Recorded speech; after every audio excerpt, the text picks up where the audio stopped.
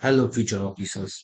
आपका स्वागत है मेरे यूट्यूब चैनल पे, जिसका नाम है ज्ञान गुण स्टडी सेंटर। और साथ ही साथ मैं अक्षय मौर्य आज आपका एशियन हिस्ट्री का लेक्चर 1 लेने वाला हूँ, इंडस वैली सिविलाइजेशन, जो कि दो पार्ट्स होगा। ये पार्ट 1 है, इसके बाद पार्ट 2 भी आएगा, तो जुड़े रहे साथ में। तो सबसे पहले अपन स्टार्ट करते हैं आज का लेक्चर। तो इसके स्टार्ट होने के पहले, फैक्ट समझने के पहले, मैं आपको एक ज्योग्राफिकल एक्सटेंट समझाना चाहता हूँ आपके माइंड में, जो कि एक सेटअप करेगा आपको इंडस वैली के बारे में सब। तो इंडस वैली सबसे पहले कहाँ से कहाँ तक फैली थी, ये इंपॉर्टेंट होता है। तो अगर हम देखें जम्मू कश्मीर में जो चेनाब रिवर है, चेनाब रिवर से नॉर्थ से एक्सटेंट अगर हम लेते हैं साउथ तक, तो दमबाग गोदावरी रिवर महाराष्ट्र के पास है। और यहीं हम ईस्ट में जाएंगे, अलगिरपुर करके प्लेस है मेरठ के पास, वहां से जो है दास्ता रिवर बलूचिस्तान पाकिस्तान बॉर्डर के पास तक यहाँ तक है। अब हम देखेंगे नॉर्थ टू साउथ इसका जो एक्सटेंट है वो 1400 किलोमीटर का है, और ईस्ट टू वेस्ट जो इसका एक्सटेंट है वो 1600 किलोमीटर का है। तो आपके लिए एक हल्का सा आइडिया है, और इसको इंडस रिवर के ही पास ये अपन देखेंगे सारा।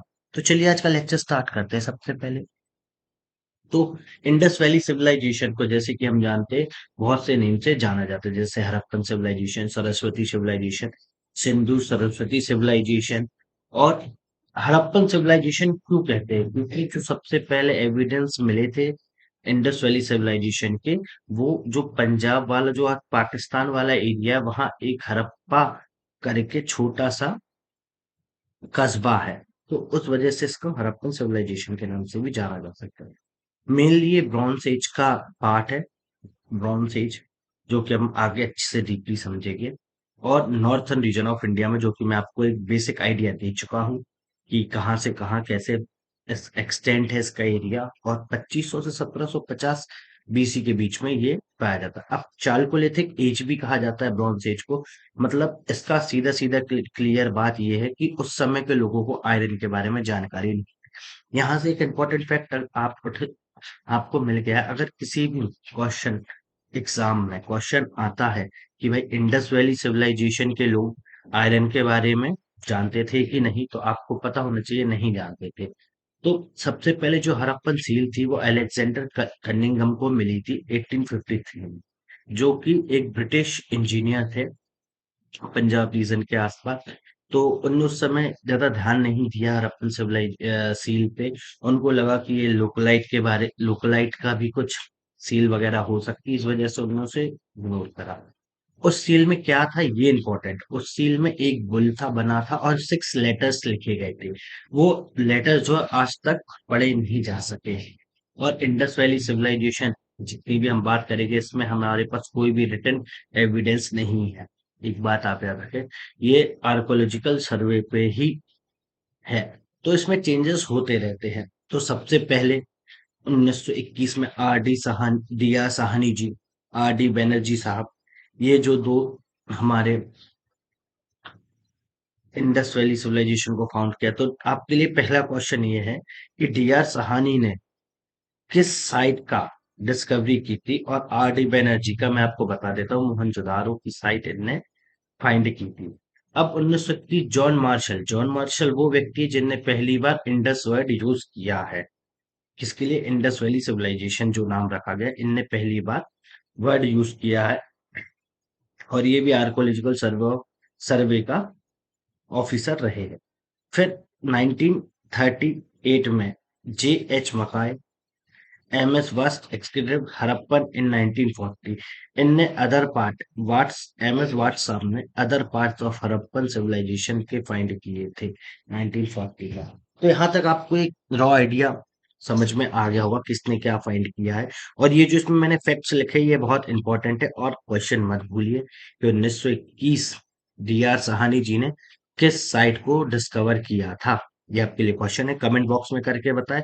और साथ ही साथ कमेंट नहीं कर पाए तो कम से कम अपने एक बुक में लिख ले, कॉपी पेन से इसमें लिख ले साथ साथ। और ये आप भी लिख सकते हैं लेक्चर को पॉज करके, या चाहे तो मैं इसका आपको पीडीएफ भी दे दूंगा।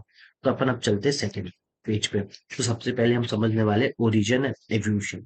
तो सबसे पहले एक रॉ आइडिया मैं आपको देना चाहता हूँ कि जो भी चेंजेस होते हैं, चाहे सिविलाइजेशन में हो, चाहे रूल्स में हो, किसी भी चीज में हो, वो ग्रेजुअली होते, एक बार में नहीं हो जाते कि आज आप सो के उठे और कल सुबह सारी चीजें नहीं, gradually time period by time period. तो चार इंपॉर्टेंट हड़प्पन सिविलाइजेशन के पार्ट रहे जिसमें ग्रेजुएशनल डेवलपमेंट हमें देखने मिला है। तो पहला जो पार्ट है प्री हड़प्पन स्टेज है, जो कि 5500 से 3300 तक रहा है। ये ट्रांजिशन पीरियड रहा है न्यूलिथिक से चालकोलिथिक में आने का। इसके बाद अरब अर्ली हड़प्पन स्टेज है, जो कि हमें बताया कि चालकोलिथिक में व्यक्ति कैसे अर्बनाइजेशन, कैसी सारी चीजें समझ रहा है। दूसरा जो पीरियड है मेच्योर हड़प्पन स्टेज है, और लास्ट और फोर्थ पीरियड है लेट हड़प्पन स्टेज। तो सबसे इंपॉर्टेंट बात कि हमें चार फेजेस में हड़प्पन सिविलाइजेशन को चेंज होता हुआ देखेंगे। तो सबसे पहले हम देखते हैं प्री हड़प्पन स्टेज में क्या है, ये कहाँ इसके एविडेंस मिलते हैं हमें, ईस्टर्न बलूचिस्तान में। क्या है एविडेंस में, सेटल्ड एग्रीकल्चर स्टेज रही थी, और ये कहाँ पाई गई थी, मेहरगढ़ में। अर्ली हड़प्पन स्टेज जो है लार्ज विलेज प्लेन्स है, मतलब जो विलेज है अब वो प्लेन्स में, अभी ऊंचाई पे थे, अब प्लेन्स है। मतलब यहाँ इस समय तक जो व्यक्ति थे या जो ह्यूमंस थे उन्हें आइडिया हो गया था, वो फ्लड और बाकी चीजों को फेस कर सकते थे। और ट्रांजिशन पीरियड है रूरल टू अर्बन लाइफ, मतलब लोग अब रूरल लाइफ से अर्बन लाइफ को शिफ्ट कर रहे थे, और इसे हम फर्स्ट अर्बनाइजेशन भी कहते हैं इस पीरियड को। सेकेंड है मेच्योर हड़प्पन साइट, ये क्या है, emergence of cities and urban centre. अब यहाँ बड़ी बड़ी सिटीज देखने मिलेगी, जैसे कि हड़प्पा, मोहनजोदारो, लोथल, राखीगढ़ी, कालीबंगन, डोलावीरा, ये सब अपन को यहाँ पे साइट्स देखने मिलेगी। और फिर जो लास्ट स्टेज है वो लेट हड़प्पन साइट है, जिसमें हमें पता चलता है कि हड़प्पन सिविलाइजेशन का डिक्लाइन किस वजह से हुआ। ये अभी तक क्लियर नहीं है, ये भी एक डिबेटेबल पार्ट है हिस्टोरियंस के बीच में। पर हाँ, लोथल के कई कई डिस्कवरी, लोथल में से कई ऐसी ऐसी चीजें मिली है जिससे हमें अंदाजा हो सकता है कि हाँ इस वजह से जो हड़प्पन सिविलाइजेशन है वो खत्म हुई। तो अब इसके बाद आपको एक छोटा सा क्वेश्चन में डालता हूँ कि एक सेंट्रल एशिया में हड़प्पन साइट के एविडेंस मिले हैं, उस साइट का नाम क्या है, इसको भी आपको बताना है साथ में। और अगर आपको नहीं पता तो मैं नेक्स्ट लेक्चर में इसको बारे में आपको बताऊंगा, तो जस्ट जुड़े रहे आखिरी तक। अब हम आगे चलते, जिसमें हम टाउन प्लानिंग समझेंगे। सबसे इंपॉर्टेंट बात है हड़प्पन सिविलाइजेशन की टाउन प्लानिंग, वो जो सिस्टमेटिक बेस से उनने टाउन प्लानिंग कर रखी थी उस समय, तो बहुत ही एडवांस सिविलाइजेशन थी, हम ये मान सकते हैं उस समय की। क्योंकि जो कैथेड्रल होते, अब कैथेड्रल क्या होते हैं, ये सबसे इंपॉर्टेंट बात है। जैसे एक शहर है, शहर के सेंटर में सबसे ऊंचा पार्ट जहां, वहां उनका एडमिनिस्ट्रेटर, गवर्नर, अब जो भी सा है वो रह रहा है, तो वो सेंटर के बीच में एक कैथेड्रल होता था, सेंटर ऑफ सिटी में, जो कि बर्न्ड ब्रिक्स। अब यहाँ एक चीज फैक्ट है कि हड़प्पन सिविलाइजेशन अगर एग्जाम में क्वेश्चन आ जाता है, is well known about of burnt bricks option में है, तो आप बर्न्ड ब्रिक्स ही लगाएंगे। क्यों, मड बर्न्ड ब्रिक्स के उनके पास बहुत अच्छे आइडिया थे। अब जब मड मड की बर्न्ड ब्रिक्स या पक्की ईंटों की बात आती है, तो आप ये भी समझ सकते होगे कि वो आग जलाने के भी आइडियल थे। और सबसे बड़ी बात, इस टाउन प्लानिंग में आप एक चीज देखेंगे कि जो रॉक वाली बिल्डिंग है, स्टोन वाली, वो हमें नहीं मिलेगी, कोई स्टोन बिल्डिंग वहां नहीं बनी थी। मतलब वो इतने एडवांस और इतने अच्छे से तरीके से पक्की ईंटें बनाना जानते थे कि उनने स्टोन्स का यूज करने के बजाय ईंट बनाने पे ही मेहनत की। ग्रिड सिस्टम, अब ये सिस्टम होता है, जैसे ग्रिड सिस्टम एक एंगल है, सिंपल वे में आप समझ जाएंगे कि एक कटिंग होती है रोड्स की, वन अनदर एक दूसरे से चिपके रहते हैं, और राइट एंगल का शेप रहता है। ये रोड ऐसा होता है कि सीधा रोड है, रोड के बाजू से घर है, फिर उसके बाजू में, फिर उसके बाजू में, फिर उसके बाजू में, फिर उसके बाजू में, ऐसी कटिंग है। फिर उसके पीछे राइट एंगल हर जगह बनता है, आपको ये समझ ले, रोड के पास से। और ड्रेनेज सिस्टम इनका बहुत ही बेहतरीन था, जो कि आज भी हम ड्रेनेज सिस्टम इतने एडवांस होने के बाद यूज करती है। उस समय यूज करते थे कि हर घर के बाहर से एक नाली गई है, उसमें वो भी ब्रिक्स या पत्थर से कवर्ड है, और हर एक जो नाली में कनेक्शन घर से है। ये उनका बहुत ही ज्यादा ड्रेनेज सिस्टम अच्छा था। और या तो हम ये भी कह सकते हैं, जो हड़प्पन सिविलाइजेशन के लोग थे वो बहुत ही ज्यादा हाइजीन और हेल्थ को लेके, क्लीननेस को लेके अपने ऊपर मेहनत करते थे। हर एक घर के बाहर हमें कोर्टयार्ड और बाथरूम, घर पे कोर्टयार्ड भी मिला है। कोर्टयार्ड मतलब आंगन, बाथरूम, अंदर बाथरूम भी मिला है। और ग्रेनरीज, ये जो टाउन प्लानिंग का सबसे इंपॉर्टेंट पार्ट, ग्रेनरीज हर एक साइट में, मैक्सिमम साइट में, जैसे हड़प्पा हो गया, मोहनजोदाड़ो, धोलावीरा, राखीगढ़ी, तो यहाँ ग्रेनरीज मिली है। ग्रेनरीज क्या होती है? स्टोरेज करने को, ग्रेन्स को, या ट्रेजरी। उस समय ग्रेन जो है स्टोरेज के रूप स्टोरेज किया जाता था और ट्रेजरी के रूप में यूज किया जाता था, क्योंकि उस समय लोगों को पास कॉइन्स नहीं हुआ करते थे, जो कि हम आगे आने वाली स्लाइड में समझेंगे। अब सबसे इम्पोर्टेंट बात है कि यहाँ जो है वो क्वालिटी और एडमिनिस्ट्रेशन है। क्या था क्वालिटी और एडमिनिस्ट्रेशन, कैसा था? तो हम जहां तक इसमें एक ही चीज समझ सकते हैं, ये भी डेबिटेबल पार्ट है क्योंकि रिटर्न डॉक्यूमेंट नहीं है, कि सिंगल सेंट्रलाइज अथॉरिटी होगी कोई ना कोई। उसका अब रीजन कहाँ से देते हैं हम, कि ऐसा कैसे हो सकता है? तो सेम टाइप की सील, वेट, मेजर, पोर्ट्री, ये अलग अलग हड़प्पन साइट से हमें मिला है, कि एक ही सील, एक ही वेट, मेजर, क्वालिटी। और जो ब्रिक्स है, ईंटें है, ईंटों की साइज, शेप एक जैसा हर जगह जगह, मतलब ये हम अंदाजा लगा सकते हैं कि कोई ना कोई एक सिंगल ऑथराइज अथॉरिटी रही होगी, जो कि इन सबको हैंडल कर रही होगी। इकोनॉमी किस टाइप की थी उस समय? इकोनॉमी एग्रीकल्चर थी, इंडस्ट्रियल थी, क्राफ्ट, ट्रेड, ये सब इकोनॉमी में यूज हुआ करते थे, ये इकोनॉमी के पार्ट थे। अब एग्रीकल्चर में क्या होता था? सबसे पहले अपन ने अगर देखा था, जो अर्ली हड़प्पन साइट थी वहां हमने, या प्री हड़प्पन साइट थी वहां हमने सेटल्ड एग्रीकल्चर की बात की थी, मतलब एग्रीकल्चर वो जानते थे। फिर अर्बनाइजेशन हुआ तो इंडस्ट्रियल, क्राफ्ट बढ़ा, ट्रेड बढ़ा, ये सब चीजें। तो एग्रीकल्चर में हम वीट, बार्ले, मस्टर्ड, कॉटन, ये सब वहां उगाए जाते थे उस समय, इन हड़प्पन सिविलाइजेशन के लोगों के द्वारा। और इसी का ट्रेड हुआ करता था मेसोपोटामिया के साथ, जो कि हम आगे भी समझेंगे। एग्रीकल्चर सील फाउंड हुई है, इस वजह से हम समझ पाए हैं कि वो लोग एग्रीकल्चर करना जानते थे। अब आपको इसमें एक फैक्ट है, कॉटन जो है फर्स्ट टाइम जो उगाया गया है, वो हड़प्पन सिविलाइजेशन में ही उगाया गया है, ये आप याद रखें। फर्स्ट टाइम कॉटन उगाने जो देखा गया है वो हड़प्पन सिविलाइजेशन में ही देखा, क्योंकि उसके बाद उससे जो कंटेम्प्रेरी, जैसे कंटेम्प्रेरी सिविलाइजेशन से, वहां हमें कॉटन के किसी भी प्रकार की सील नहीं मिली है, टेरिकॉटा, ये सब चीजें नहीं मिली। अब टेरिकॉटा क्या होता है? टेरिकॉटा होता है खिलौना ना। ये सारी चीजें जो मैं वर्ड्स बोल रहा हूँ सिविलाइजेशन के, वो आपको याद रहे। टेरिकॉटा होता है खिलौना, तो उसमें भी हमें कॉटन देखने मिला है इधर, हड़प्पन सिविलाइजेशन में।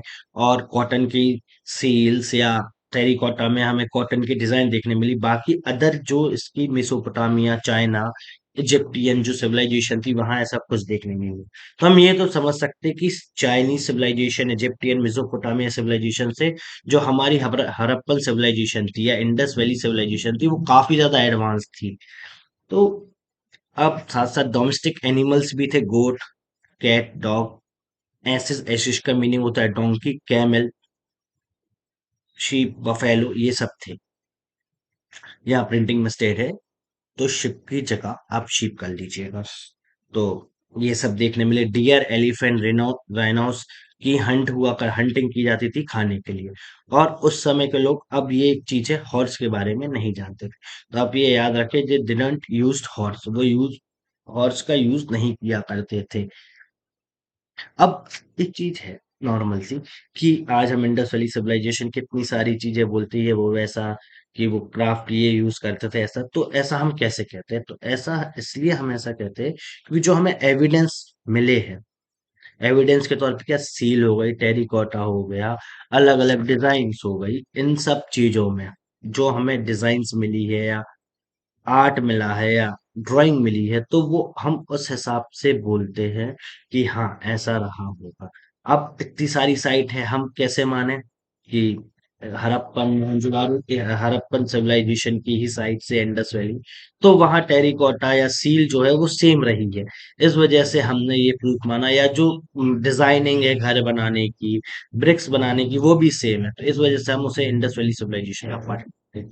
तो आपके लिए एक आज क्वेश्चन छोड़े देता हूँ यहाँ से, characteristics of Indus Valley civilization explain. आप इसे आंसर राइटिंग में भी एक्सप्लेन कर सकते हैं, या तो नॉर्मल एक्सप्लेन कर सकते हैं। अब हम देखेंगे क्राफ्ट। अब सबसे इम्पोर्टेंट बात है अरबन हरबन का।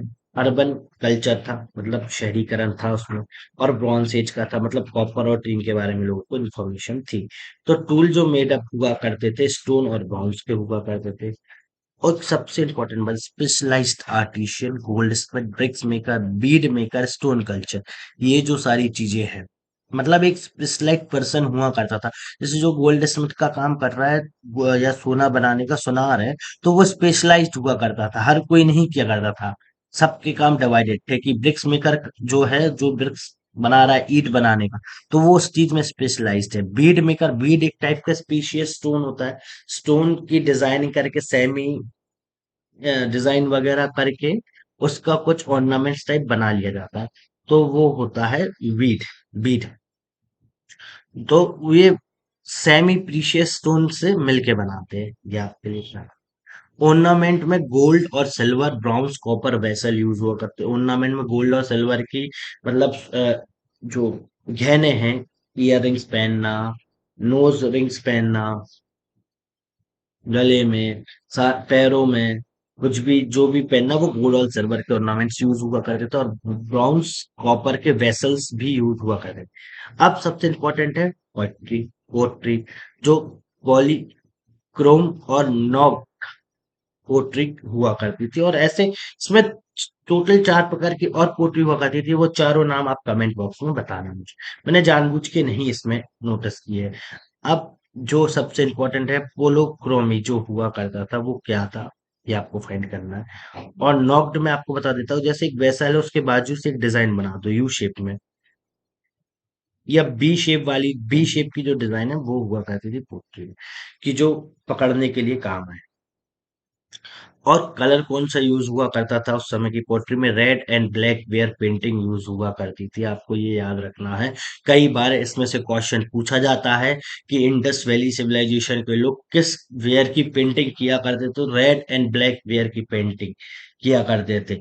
तो इसके लिए मैं आपको बताना चाहूंगा कि रेड एंड ब्लैक कैसे, ब्लैक जो होता था कलर डिजाइन में यूज होता था, और रेड बैकग्राउंड में होता था यूज। तो आप बिल्कुल अच्छे से इसे ध्यान रखना। और कई पेंटिंगों में geometrical pattern, square, triangle, circle का भी यूज हुआ है। फिगर जो है, फिश, बर्ड, स्नेक, इन सब का भी डिजाइन में यूज किया गया है, तो आप इसे ध्यान रखें। अब बात होती है ट्रेड की। ट्रेड में बाटर सिस्टम था, कॉइन सिस्टम उन्हें पता नहीं था, कॉइन हुआ नहीं करते थे, तो बाटर किया करते थे। अब ट्रेड में से कौन से ट्रेड करते थे, इंटरनल ट्रेड भी किया करते थे, फॉरेन ट्रेड भी हुआ करता। फॉरेन ट्रेड किसके साथ, मेसोपोटामिया के साथ, क्योंकि मेसोपोटामिया की कई साइट्स में हमें एविडेंस मिले हड़प्पन सील वगैरह, सील्स के, या कई दूसरी चीजों के। तो आप इतना तो अपन एक्सप्लेन समझते हैं कि अगर मेसोपोटामिया में हड़प्पन सील मिल रही है, तो वहां कुछ किसी ना किसी वजह से पहुंच होगी, या फॉरेन ट्रेड। तो ये सारे इतिहासकार का ज्यादा मानना है कि फॉरेन ट्रेड हुआ करता था मेसोपोटामिया के साथ। तो मेसोपोटामिया से हम गोल्ड, प्रीशियस स्टोन, ये सब बाय करते थे, और हम खाने का सामान उन्हें दिया करते थे, क्योंकि वहां तो खेती हो नहीं रही है, सारी खेती यहाँ हो रही है, क्यों, इंडस रिवर है, फर्टाइल लैंड है। तो इस वजह से यहाँ हमारे पास खाने के लिए सब है। अब वहां जीवित रहने के लिए लोगों को यहाँ से खाना तो लेना पड़ेगा। जब हम खाना देते थे तो वो हम गोल्ड लेते थे, तो यहाँ से हमारे पास गोल्ड स्टोरेज होना स्टार्ट होता है, जो कि हम एशियंट में गोल्ड स्टोरेज बढ़ता देखेंगे जब हम जनपद पढ़ेंगे, महाजनपद पढ़ेंगे, इन सब में। और फिर आएगी डायनेस्टी। डायनेस्टी के बाद मेडवल। तो अब आप सोच लीजिए, इंडिया में जो आक्रमण होते थे, एक मेडवल हिस्ट्री है एशियन पीरियड में, वो क्यों हुए होगा, क्योंकि गोल्ड स्टोरेज बहुत है जो हमारे पास खाने हैं, और जीवित रहने के लिए सबसे इंपॉर्टेंट है खाना, जो कि हम दे सकते हो।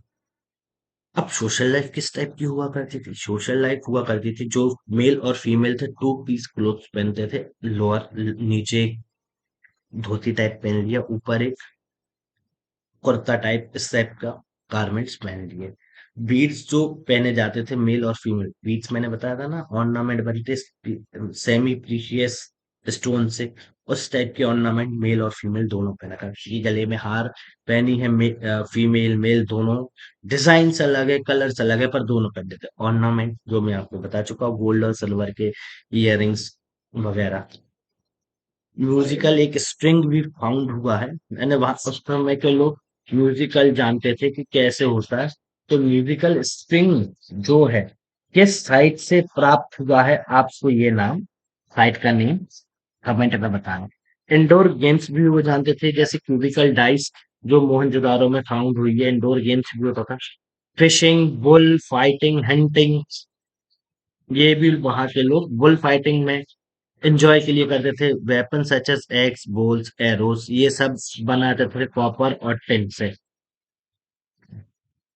तो आज के लेक्चर के लिए बस इतना ही। Thanks for the watching. Like share and subscribe the channel. और आने वाला जो लेक्चर रहेगा पार्ट 2, उसमें हम जो पढ़ने वाले हैं वो arts, religion, burial practice, decline और हड़प्पन सिविलाइजेशन की ये कैसे हुआ। तो साथ में जुड़े रहे और चैनल को लाइक शेयर एंड सब्सक्राइब करते रहे। Thank you.